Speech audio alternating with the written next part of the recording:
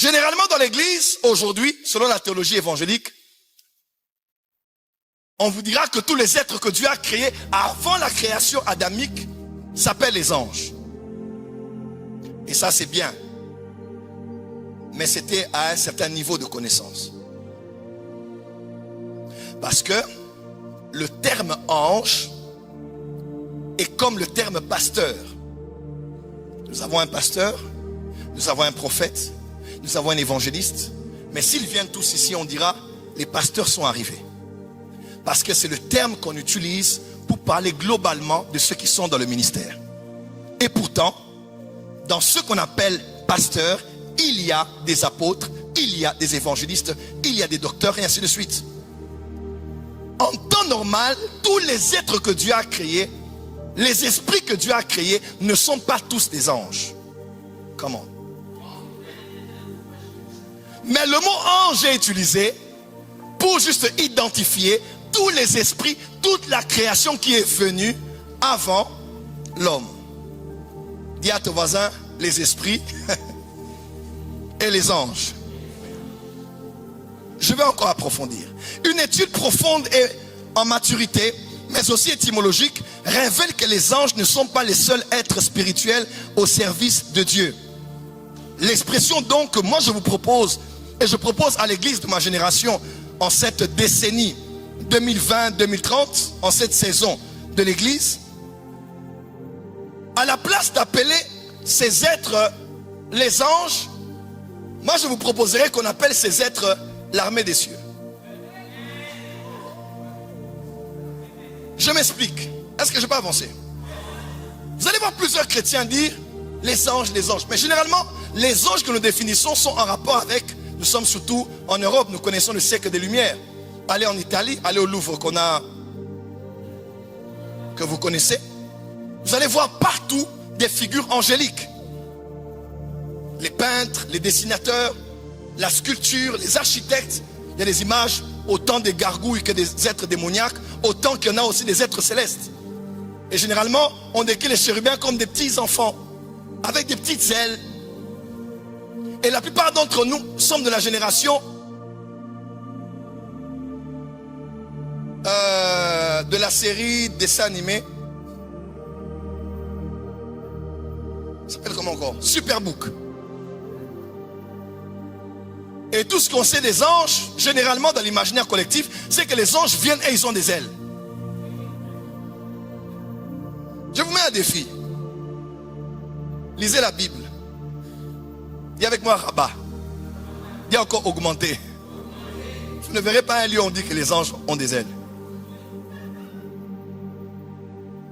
La théologie évangélique nous a dit quoi?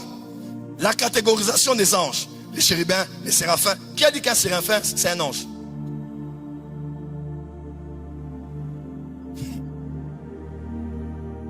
Ouais. Michée a dit, j'ai vu les créatures qui sont dans les cieux. Apocalypse chapitre 19. On dit quand Jésus va venir, il viendra avec l'armée des cieux. Une autre version dit les créatures qui sont dans les cieux. Apocalypse chapitre 5.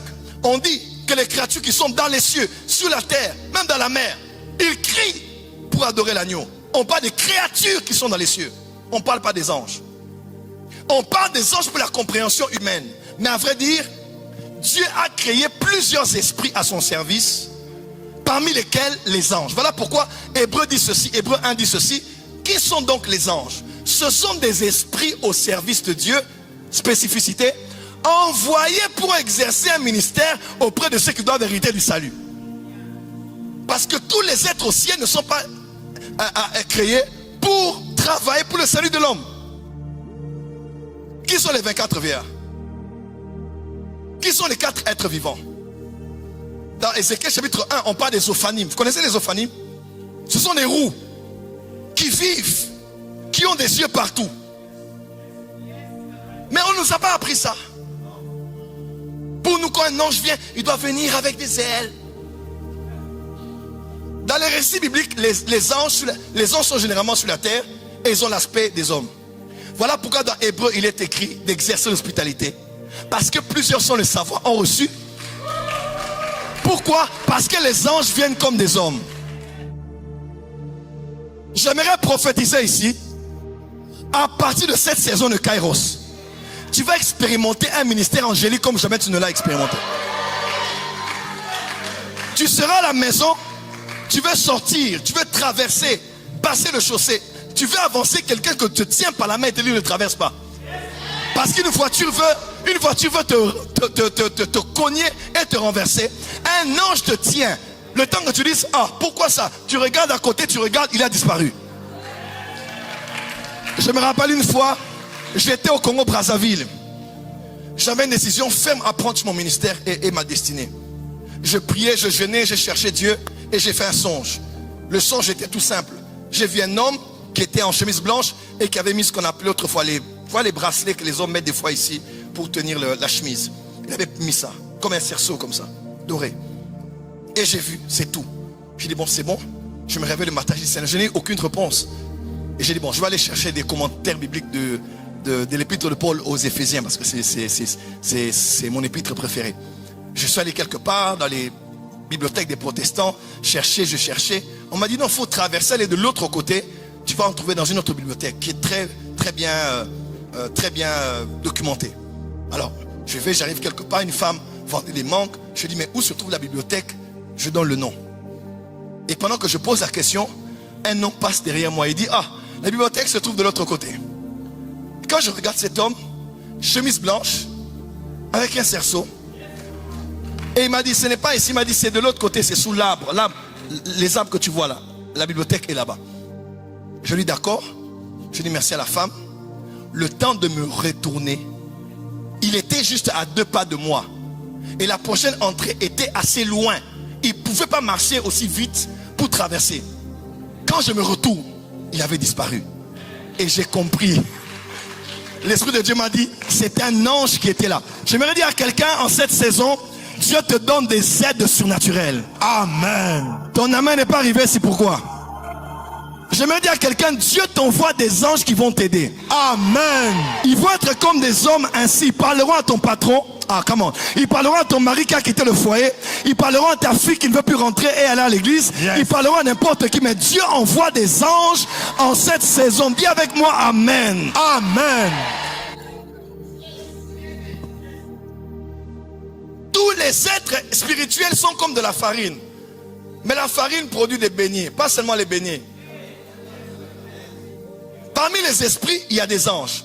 Mais il y a aussi des chérubins. Il y a aussi des séraphins. Et même parmi les chérubins sont différents. Les chérubins d'Ézéchiel 1 et les chérubins de Apocalypse 4 sont différents.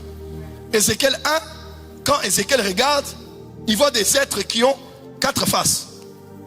4 faces. Et avec 4 ailes. Il dit waouh! Il voit un être, 4 faces, 4 ailes. Il arrive d'Apocalypse 4. Oh my God. Quand j'en vois la vision, j'en vois chaque être avec un visage. Pas 4 ailes, 6 ailes. Il y a des créatures dans le monde spirituel, s'ils t'apparaissent maintenant là, tu vas voir un bœuf.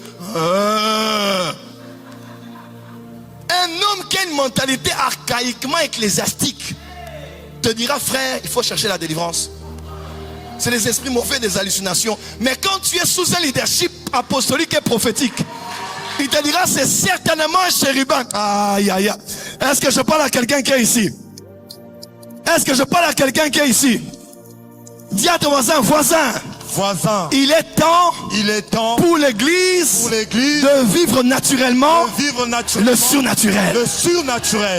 Le surnaturel devient naturel dans cette église. Yes. Le surnaturel devient naturel dans ta vie. Yes. Dis amen très fort là où tu es. Amen. Je décrète et déclare que le surnaturel devient naturel. Amen.